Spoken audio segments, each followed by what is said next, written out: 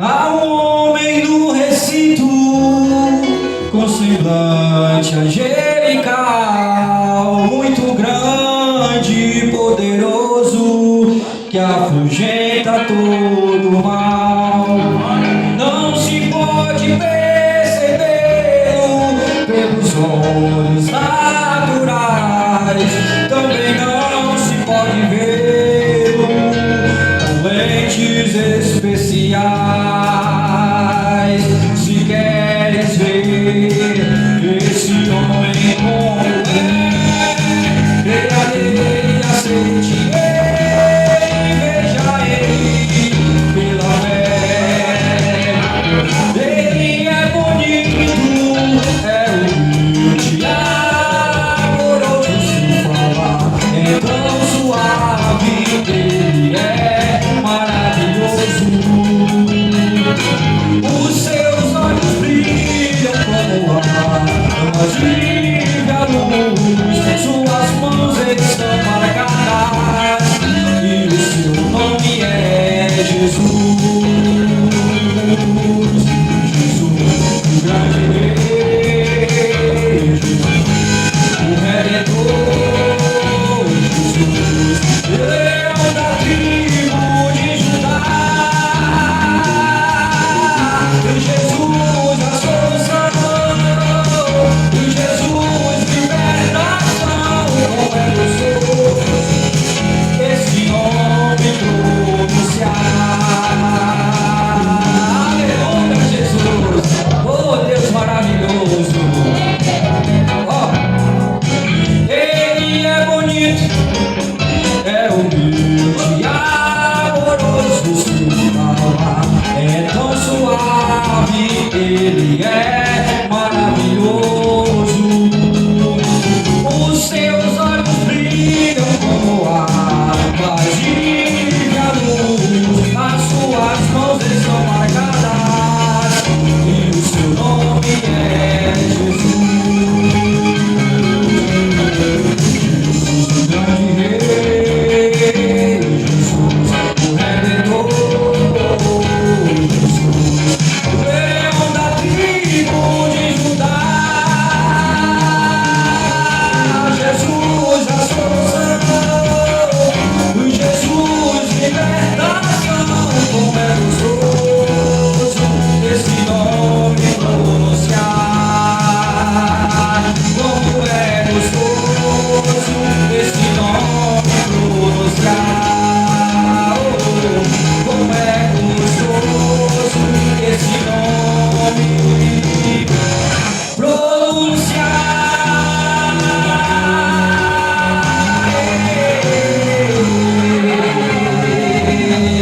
Aleluia! E ele se faz presente em toda a vida em que nós invocamos, adoramos, exaltamos, dando glória, dando louvor, dá devida atenção àquele que merece toda a honra e toda a glória, Cristo Jesus. Abra suas Bíblias em Salmo 119. Essa mensagem aqui é interessante, né? Salmo 119. Eu disse para o diácono Sérgio que eu ia lá na congregação, mas eu ia só participar do culto, ia só louvar. Aí ele disse: não, eu vim chegando aqui, qualquer obreiro que venha dar certo, chegar aqui não só para louvar não, vai pregar. Aí ele me deu a oportunidade para pregar. E eu preguei sobre esse texto aqui, sobre o versículo 105, Salmo 119, versículo 105.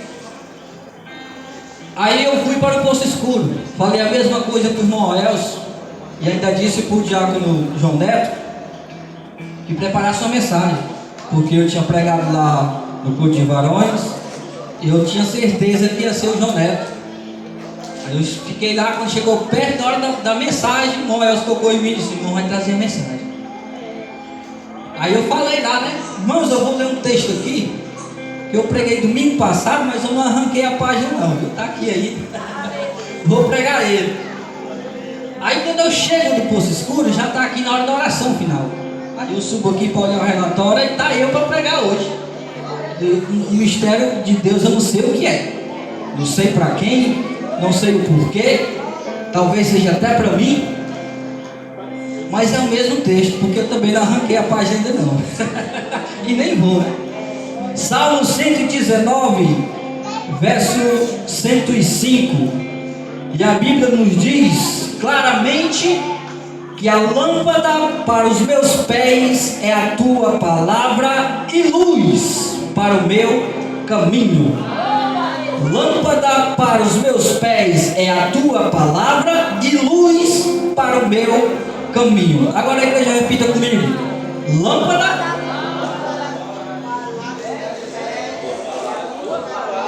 Eu vou falar e a igreja repete a palavra que eu disser, para ficar mais entendido. Lâmpada, palavra, luz, caminho. Mais uma vez. Lâmpada, palavra, luz, caminho. Poder ser sentado no glória a Deus e exaltando esse Deus Todo-Poderoso. Esse versículo aqui, irmãos, ele é rico demais. A imensidão da profundidade que nós podemos mergulhar nesse texto, e temos toda a Bíblia como parâmetro para tentar explicar.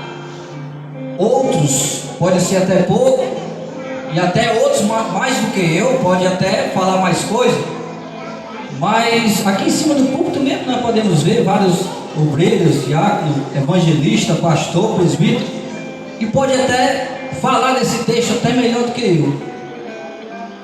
Mas Deus me deu essa mensagem há um bom tempo, e eu tenho examinado ela e tenho colocado em prática todos os dias da minha vida. Porque esse Salmo 119, se você olhar para toda a Bíblia Sagrada, ele se torna o maior. Se você for comparar com os outros capítulos, dos outros livros, ele é o maior, ele é 176 versículos. É o maior de toda a Bíblia. Ele é repleto de ensinamento, de louvor, de glória. E eu escolhi apenas esse versículo. Somente esse, e separei. A Bíblia começa aqui nos falando de lâmpada. A Bíblia começa falando de lâmpada. O que é lâmpada? O que é que nós precisamos de uma lâmpada? Pelo que ela produz. A igreja, os irmãos estão olhando, estão repletos. Nas nossas casas também estão repletos de lâmpadas. Na iluminação pública também. E a lâmpada que eu quero dizer para a igreja é que por si só ela não traz mudança na vida de ninguém. A lâmpada por si só, o formato dela não traz mudança na vida de ninguém. O que traz mudança na nossa vida, e até nós enxergamos com mais perfeição, é a luz que ela produz. A lâmpada em si não faz tanta diferença, que a prova viva que quando ela queima, nós trocamos. Não lembro muito bem, não sei se foi sexta-feira, a lâmpada da secretaria que queimou. Foram feitas até as anotações que precisavam aqui, porque a luz lá estava queimada. Hoje já comprou outra. A lâmpada continuou lá, só não estava produzindo a sua luz. Aquilo que ela foi feita para produzir, aquilo que ela foi feita para nós, seres humanos, usufruir. Se eu mandasse apagar a iluminação de toda a igreja, nós não conseguiríamos chegar a praticamente quase nada. O que eu estou querendo dizer é que até mesmo nós, na nossa casa, onde nós sabemos onde é que estão os móveis, sabemos onde é que está o sofá, sabemos onde é que está a mesa, o armário, a geladeira, mas quando mesmo nós sabemos tudo, organizamos tudo, colocando, nós mesmos colocamos no lugar. Quando falta luz, a gente tropeça em alguma coisa, ou a gente sai procurando onde é que está a mesa aqui, para não barroar. E ainda tem aquele banquinho que vai no meio da canela, né? Praticamente toda a casa tem. Eu me recordo que quando eu estava afastado da igreja, que eu gostava de assistir o jogo do Fortaleza na televisão, às vezes mesmo até no Castelão, e eu me recordo que às vezes chegava em casa embriagado, e lá em casa tem um banquinho, e a mãe, como serva de Deus que é, colocava esse banquinho no ponto estratégico da casa. Por quê? Porque às vezes com sono eu chegava de madrugada, e para saber que eu cheguei, ela colocava esse banquinho no ponto estratégico. Para quê? Para que eu tropeçasse e ela soubesse, chegou bem. Ele chegou. Ela colocava esse banquinho. E eu, como dos filhos lá de casa, o mais inteligente sou eu. Eu sempre, quando eu chegava em casa, eu ligava logo a lanterninha do celular. Olha, tá ali o banquinho. Tá ali o bichinho. Aí eu entrava dentro de casa e desviava dele. O que eu quero dizer, igreja? Que a lâmpada por si só, você olha no texto, ela não vai trazer diferença. A única coisa que a lâmpada aqui vai nos dizer é porque logo após que ela fala lâmpada para os meus pés e a tua palavra, a Bíblia fala que tem luz. A Bíblia nos diz que ela tem luz. Não é uma lâmpada apagada. O que eu quero dizer para a igreja e que todos nós que estamos aqui, até aqueles que também estão distanciados do Evangelho de Deus e da casa de Deus, por mais que conheça, mas está bem ausente à casa do Senhor e a servir o Senhor, a Bíblia nos diz em João que o próprio Cristo falou que ele era a luz do mundo.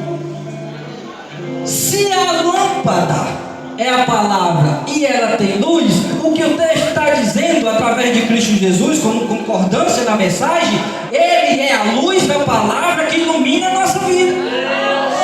Olha que coisa maravilhosa, olha que coisa boa. A lâmpada, ela tem um proveito na nossa vida. Já expliquei. A lâmpada, a luz, a revelação da Bíblia, ela vai ter um proveito imenso que nos afastará do caminho do ímpio, no caminho correto em direção ao trono dos céus, Deus Todo-Poderoso, porque o próprio Jesus disse que aquele que vencer, ele vai dar o direito de assentar com ele no trono. Olha que coisa boa, olha que coisa extraordinária. A lâmpada que a Bíblia nos fala, ela tem luz. E Provérbios, olha o que o Provérbio diz, Provérbios 4,18: a vereda do justo é como a luz da aurora, que vai brilhando mais e mais até ser dia perfeito. Jesus é a luz do mundo, mas Jesus voltou para lá. Quando ele volta, nos ensinamentos dele aos seus discípulos, o que é que ele diz? Em Mateus 5, se eu não me falha a memória, no versículo 14, ele vai dizer que vós sois a luz do mundo. Por que somos nós agora? Porque ele habita em nós. A luz dele resplandece em nós. E aonde nós chegamos, essa luz resplandece. Se nós entramos no comércio, alguém identifica. Se nós estamos na nossa casa, nós somos luz. A própria palavra diz que não tem como esconder uma cidade num alto monte, e muito menos uma lamparina você coloca embaixo, não, você coloca em local de destaque, lá em cima. Na nossa mesma casa, a luz não está no rodapé da casa, está no teto, para iluminar. Se nós somos luz, igreja, aonde nós chegar, nós temos que iluminar, porque Cristo Jesus habita em nós. Porque Cristo Jesus, a luz que faz nos resplandecer, ele está na nossa vida. E aonde nós chegamos, nós temos que iluminar, nós temos que brilhar. E a maravilha desse texto é que a Bíblia diz que essa lâmpada tem luz. Tem um versículo que a Bíblia, não me recordo agora, mas a Bíblia fala das 10 virgens, que elas tinham uma lamparina, né? Lamparina é uma coisa de lâmpada, só foi a evolução. Lamparina, eu lembro ainda do lampião, quando a igreja era lá na vila. E a lâmpada aqui, é a mesma coisa, essa é a evolução. A lamparina, ele disse que 5 eram prudentes e tinha azeite para ela. 5 eram tolas e acabou o azeite.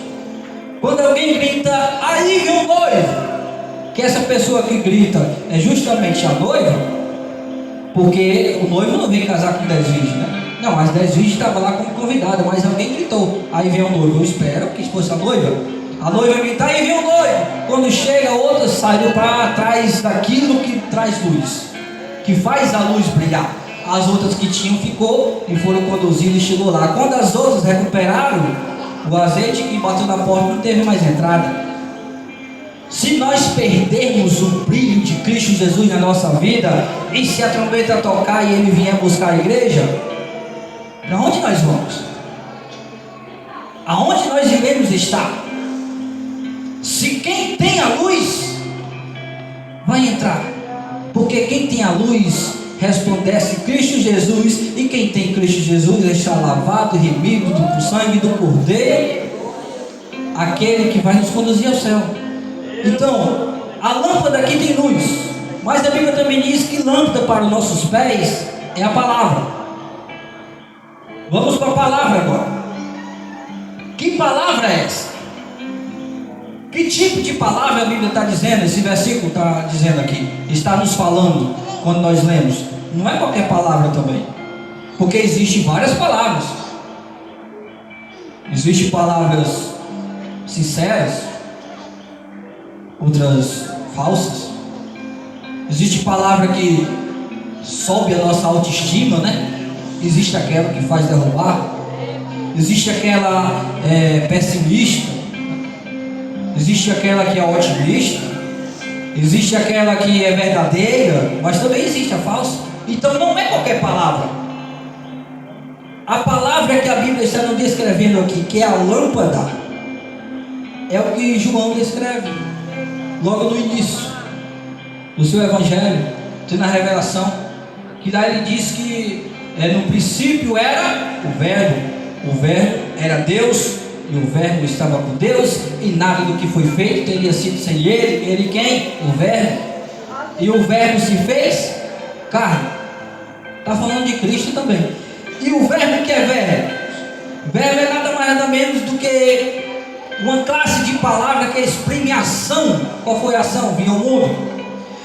Mudança de hábito. Quando nós aceitamos Jesus, nós mudamos o nosso hábito, mudamos o nosso jeito de ser, mudamos a nossa conduta, mudamos a nossa postura, mudamos o nosso vestiário, mudamos o jeito de falar, mudamos o jeito de andar, mudamos o jeito de quem iremos relacionar, as pessoas com quem nós conversamos, as pessoas em quem nós nos aproximamos, aquela que nós recebemos orientação. Muda tudo em nossas vidas. Então, se Cristo Jesus era o verbo, e verbo é palavra, é o próprio Cristo que a Bíblia está dizendo. Palavra, Jesus, o verbo, a lâmpada para os meus pés, a palavra é o Cristo. Ele é luz. Junta tudo. A palavra aqui, a Bíblia diz que é viva, por quê? Porque Cristo vive. Tem diversos livros de diversos autores que tiveram suas vidas, que escreveram, mas quando morreram, muitos abandonaram, já deixaram para lá, não tem importância, às vezes é só o livro da história. Mas como Cristo vive, essa palavra também faz viver. Como Cristo vive, essa palavra também faz mudar a vida. Ela também faz, como lâmpada, a iluminação de Deus em nossa vida, através do entendimento, através da palavra. Então, se ela é lâmpada para os nossos pés, a palavra é essa lâmpada para os nossos pés, e ela tem luz, ela muda. Ela muda porque nós aprendemos a confiar nela, nós aprendemos a entender e ser guiado por ela. A palavra é tão poderosa que, por mais o ignorante que nós fôssemos, ela muda a quebrando o coração e faz ter uma mentalidade nova. Pode ser o homem ou a mulher mais bruta do mundo, se deixar a palavra entrar, muda, por o poder que ela tem. Uma vez eu ministrei sobre o poder do Evangelho, ou seja, o poder da palavra de Deus em nossa vida, o Evangelho pregado. Também não arranquei a folha não, está aqui também. Mas uma vez eu preguei e ela transforma a vida. Ela tem poder de transformação, a palavra do Senhor. O Evangelho do Senhor tem poder de mudar a vida de qualquer pessoa, qualquer um, de qualquer forma. E o que é interessante, que ela diz em Timóteo, 2 Timóteo, diz que toda a Escritura é divinamente inspirada e proveitosa para ensinar, repreender, corrigir, instruir em justiça. A palavra diz em Salmo 102: bem-aventurado o homem que teme ao Senhor, em quem seus mandamentos tem grande prazer. Tem grande prazer. Olha que coisa boa. A palavra. Num textozinho tão pequeno. Eu já falei da lâmpada, já falei da palavra, estou falando da palavra, e já disse que a luz da lâmpada é Cristo Jesus. A palavra em nossa vida, ela é tão extraordinária, que se nós seguirmos ela, passo a passo, caminhando, examinando, nos corrigindo, nós somos uma pessoa totalmente transformada e carimbado com o sangue do Cordeiro, a garantia do céu, a garantia de morada no céu, pela palavra do Senhor. No mesmo Salmo aqui, 119, lá no versículo 11, se não me falha a memória, trazendo uma versão atualizada, Osmar Nogueira de Queiroz Neto, o salmista vem dizer que, como ele não era tolo, né? Ele diz: eu não sou tolo, dizia assim, né? Eu gosto tanto da palavra que eu guardo ela para não pecar contra o Senhor. Eu examino a palavra para não pecar contra o Senhor. Eu pratico ela para não pecar contra meu Deus. Eu examino ela para não pecar contra meu Deus Todo-Poderoso. Eu escondi a tua palavra no meu coração para não pecar contra ti. No versículo 9, né, mãe? Foi até ontem lá no culto de jovens, né, no São Francisco. No versículo 9, a Bíblia diz: como pode um jovem guardar, purificar? Eu vou falar diferente, né? Vou colocar aqui nele bem rapidinho. E ó, como purificará o jovem o seu caminho? É uma pergunta. E logo após vem a resposta: observando conforme a tua palavra. Cristo Jesus, falando dessa palavra, ele disse que aquele que escuta a palavra e põe em prática e pratica, ele assemelha ao homem que construiu a sua casa sobre a rocha.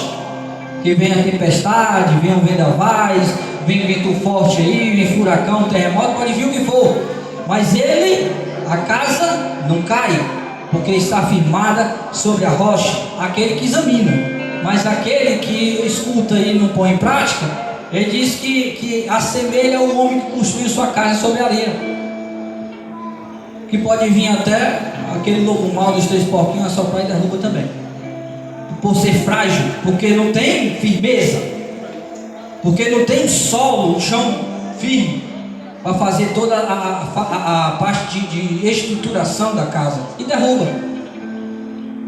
Mas aquele que pratica, que ouve, que executa, que põe em prática tudo aquilo que a palavra do Senhor nos adverte, ele tem firmeza naquilo que faz e anda confiando e sabendo aonde está pisando e no caminho que está percorrendo.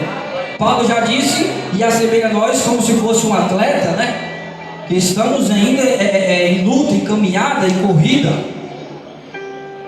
onde todos vão ser vencedores. Então, se você examinar a palavra, nós estamos seguindo esse caminho, percorrendo com firmeza.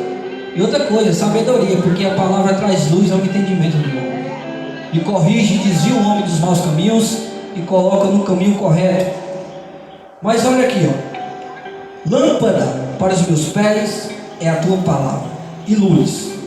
Aí a Bíblia vai dizer: para o meu caminho.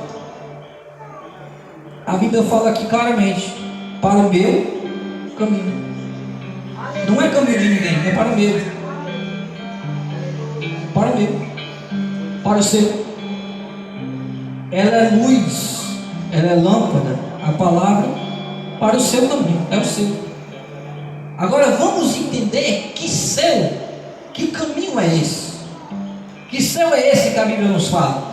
E o versículo que eu achei, que eu encontrei, que possa encaixar com mais perfeição, foi o que Paulo escreveu para os Gálatas, no capítulo 2, versículo 20.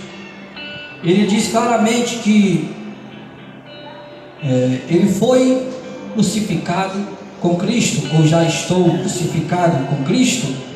Então, não vivo mais eu, mas Cristo vive em mim, e a vida que eu tenho agora na carne, vivo na dependência de Cristo Jesus. Por que eu achei esse versículo que possa se encaixar com mais perfeição? Se nós imaginar aqui o Calvário, Jesus no meio, o outro lado o ladrão, e o outro lado o outro ladrão, não tem Paulo. Onde é que está Paulo? Como é que ele diz que foi crucificado com Cristo?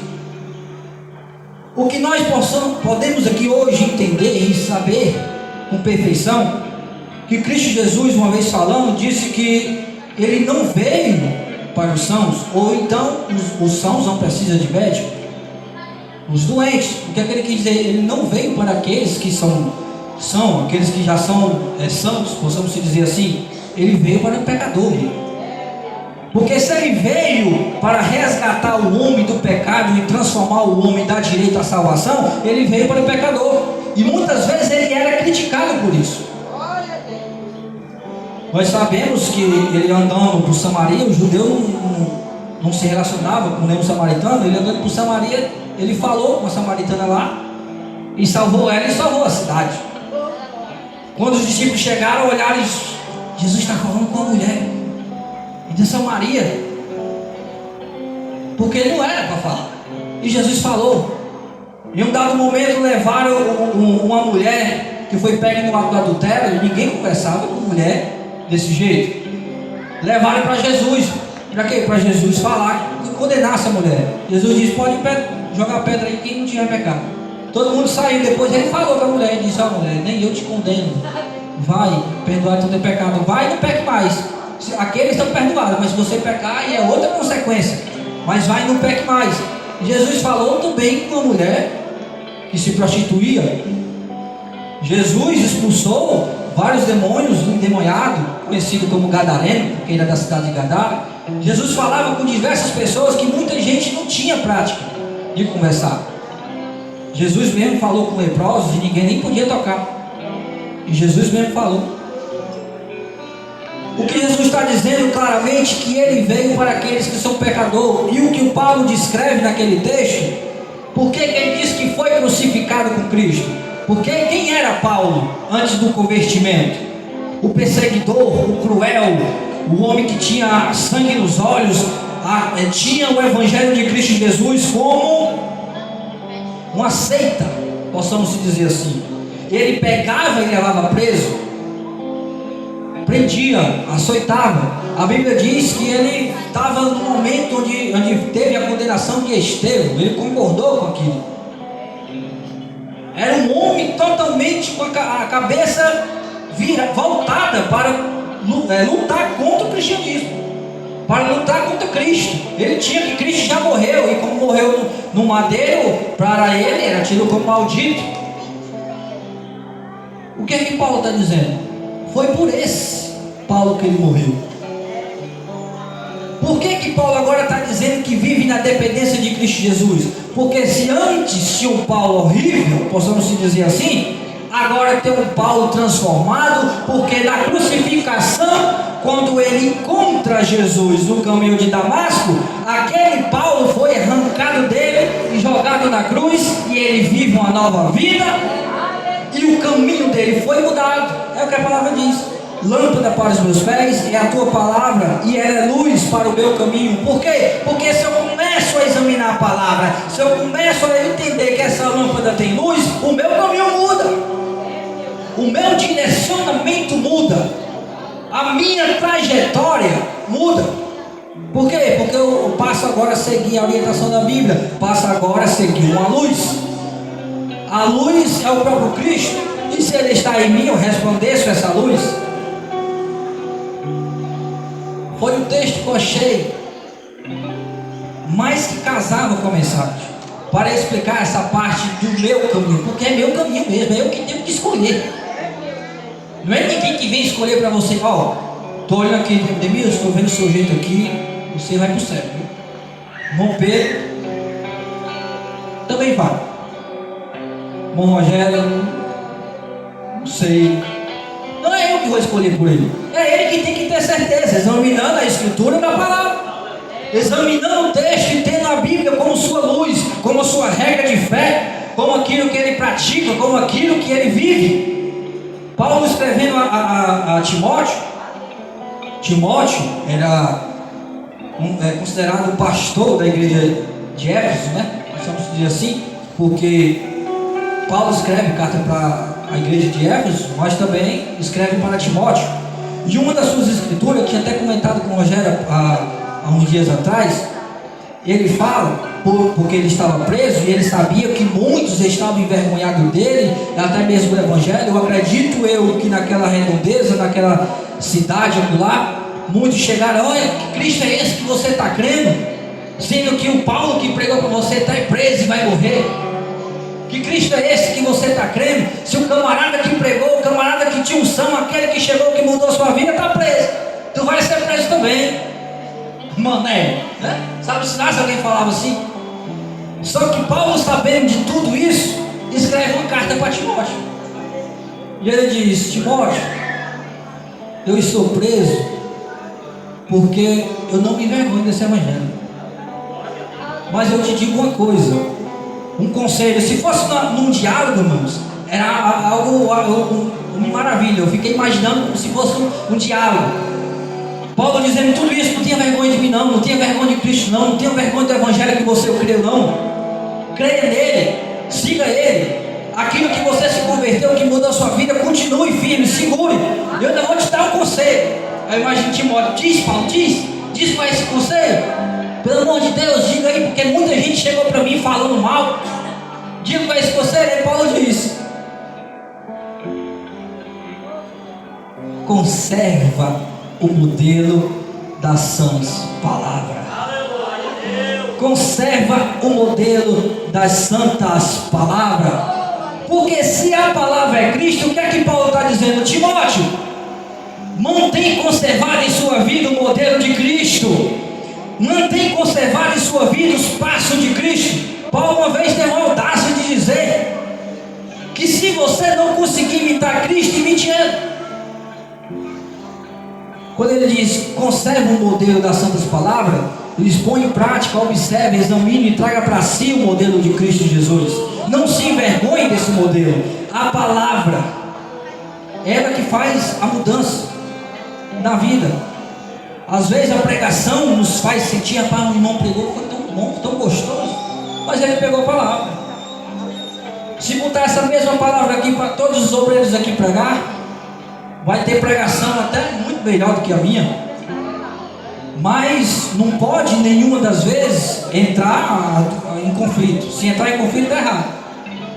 Tem gente que diz, né, não, cada um tem suas verdades. Não, verdade só tem uma, não tem como ter duas. É mais fácil um estar certo e o outro está errado, ou então os dois estão errados. Mas se der esse mesmo texto para todos que estão aqui pregar, cada um vai ter um ponto onde vai complementar e fechar mais a mensagem, onde vai instruir a igreja o caminho perfeito a percorrer. Porque se o caminho é Cristo, se a luz é Cristo, se a palavra é o próprio Cristo, o verbo vivo que desceu do céu, quem segue tudo isso que está escrito está caminhando em direção ao céu, está caminhando em direção a Cristo Jesus. E sabe o que é mais interessante? Que estudando vem à mente, né? O Espírito nos faz lembrar de várias passagens. Quando a gente está estudando, está meditando, está separando pontos, a Bíblia diz que magos viram um brilho da luz da estrela no céu e seguiram. Magos, a Bíblia fala de jeito, magos, mas para nós magos, né? Não é magro, é magos. Para nós magos é como se fosse alguém que lida com magia, né? Até no desenho mesmo mostra assim. Mas mago era tido como estudiosos, inteligentes, gente que estudava estrela, né? Para a época era assim, é conhecido como mago, alguém estudioso, alguém que estudava os astros, era tido dessa forma. Diferente de magro, né? Magro é outra coisa, magro é alguém, né? Não é meio difícil achar aqui em cima, Magro é alguém mais fininho, mais esbelto, né? Magro é uma coisa, magro é outra. A Bíblia não fala que é gente inteligente, magro.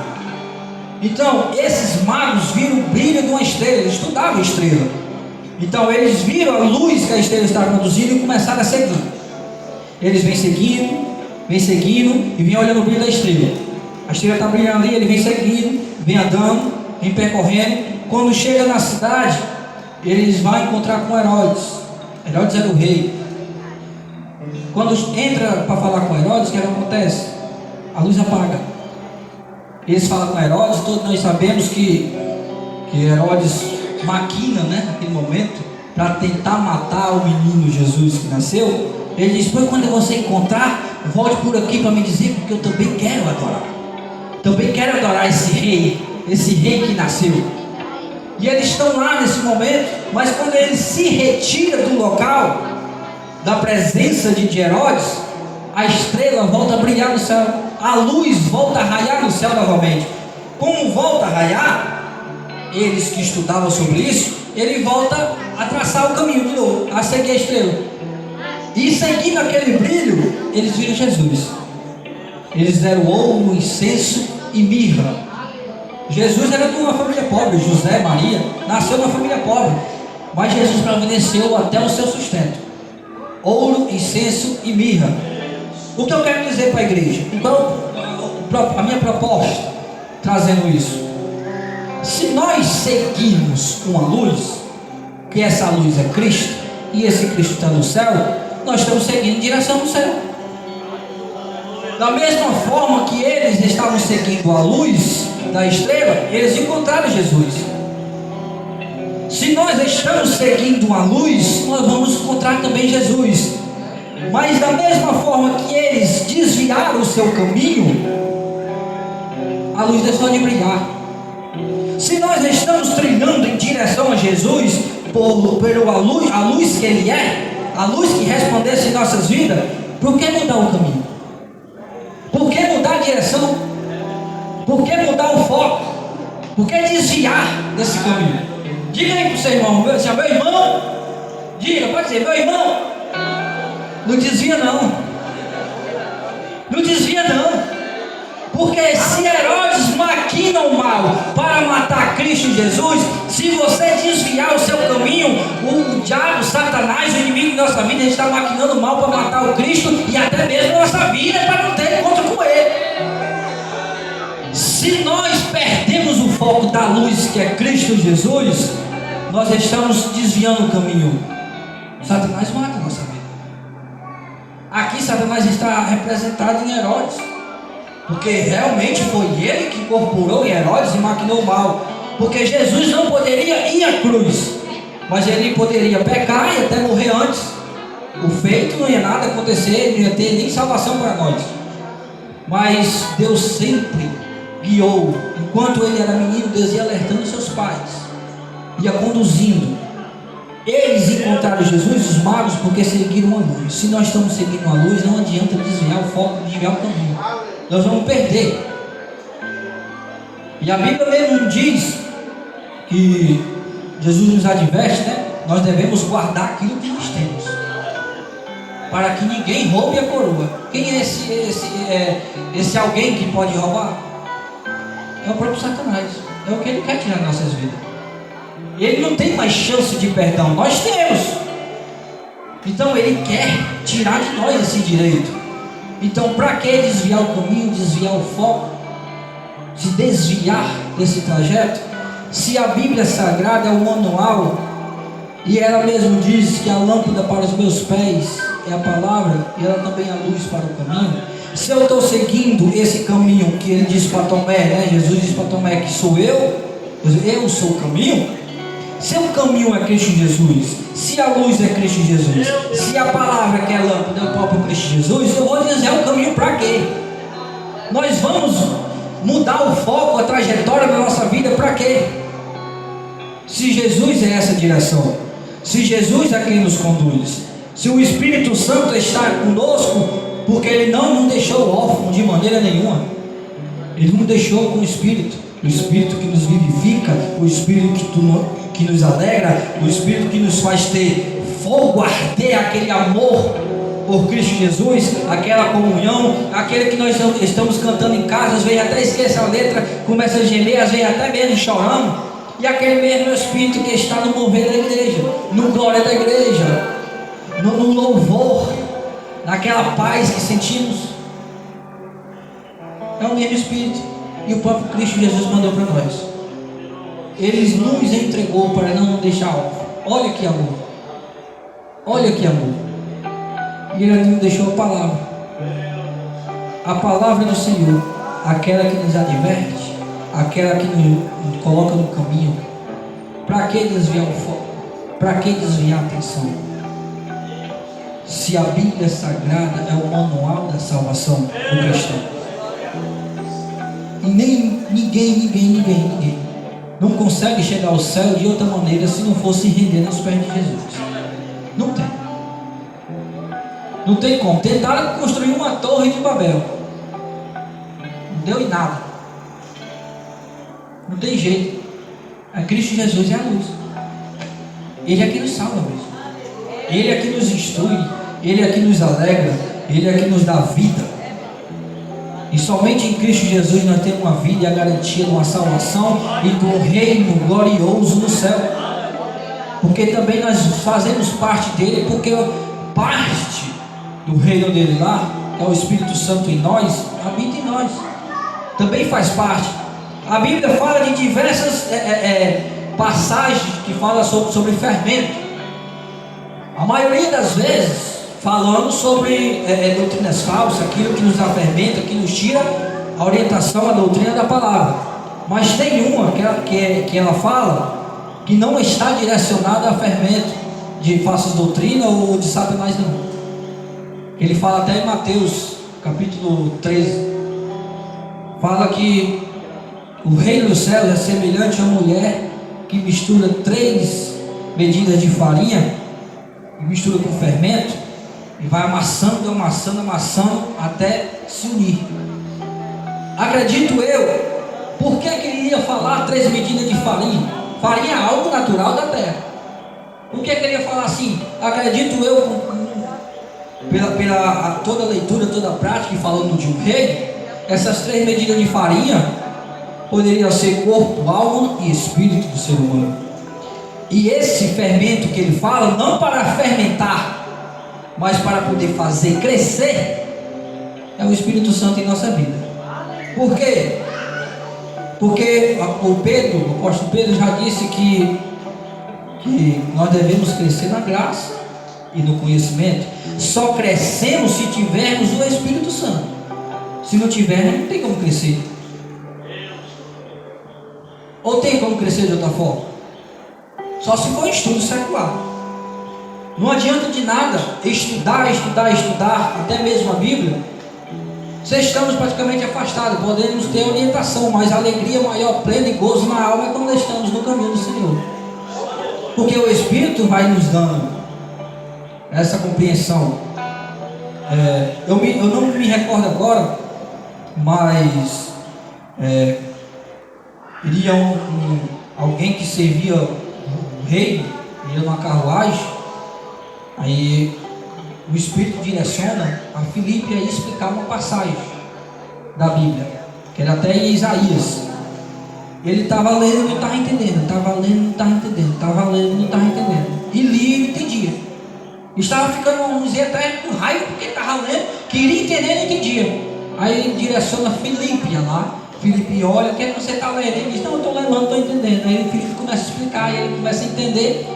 Aí até diz, o que é que eu posso fazer para ser batizado? Você sabe, só basta crer. Pô, eu creio. Então desceu e batizou ele. Ele creu na hora pela explicação de Filipe. O que é que nós vimos aqui? Nós poderíamos ser afastados do caminho do Senhor, por mais que tenha a leitura da palavra, não conseguiria de maneira nenhuma entender a palavra de maneira completa. Mas acredito eu que, como Filipe, o Espírito Santo faz isso em nossas vidas, na nossa leitura diária, e nos faz ainda crer com mais convicção, com mais força, e caminhando perfeitamente, trilhando rumo ao céu. Porque muitas das vezes nós conseguimos compreender, Mas o Espírito Santo também não chega saltando tudo para todo mundo, não. É de acordo com o seu caminhar, é de acordo com a necessidade da sua vida. Você vai estudando, ele vai lhe entregando. Você vai estudando, ele vai lhe entregando. Você vai buscando, ele vai lhe dando. Não vai dar tudo de uma vez. Até se chegasse dessa forma e todo mundo tivesse a compreensão da palavra, leu uma vez aqui que já entendeu tudo, o ser humano enchia o peito, ou era o tal, ou era o cara. Mas não, igreja. A palavra deixa bem claro que a honra e a glória e o louvor tem que ser com o Senhor, porque dele é toda a honra, toda a glória e todo o louvor, que é por ele, para ele e por causa dele. Nós estamos vivos por causa dele, foi ele que nos fez. Se nós temos já direito à salvação, é por causa dele, foi ele que morreu por nós. Se nós temos força e alegria, por causa dele, porque ele mandou o Espírito Santo habitar em nós. Se nós se alegramos no momento do louvor, no momento do culto, é porque ele se faz presente por causa dele. Tudo é por ele, por causa dele. Se falamos é por causa dele, se enxergamos é por causa dele, se respiramos é por causa dele, se temos saúde é por causa dele, se trabalhamos é por causa dele. Tudo é ele, que é a lâmpada para os meus pés, a palavra, o verbo vivo que desceu do céu. A luz é ele, Cristo Jesus, a luz do mundo, aquele que brilha em nós essa luz também, que nós resplandecemos essa luz. E o caminho que eu passei a viver é Cristo Jesus. Não tem outra pessoa, não tem outra pessoa, não tem outro ser, é Cristo Jesus. É esse Cristo que nos convida a cada dia estar mais perto dele. É esse Cristo que nos convida todo dia a estar mais coladinho nele, a se apegar dele. Quanto mais se aproximamos de Cristo Jesus, mais ele cresce em nossas vidas. Quanto mais buscamos Jesus, mais ele fica pertinho de nós. Aquele que invoca o nome do Senhor, ele vem, ele chega. Então continuamos assim, porque lâmpada para nossos pés é a palavra e luz para o nosso caminho. Que possamos viver todos os dias da nossa vida Cristo Jesus, a palavra, a luz que é ele e o caminho que é ele. Aqui eu já agradeço a oportunidade, no nome de Jesus, amém.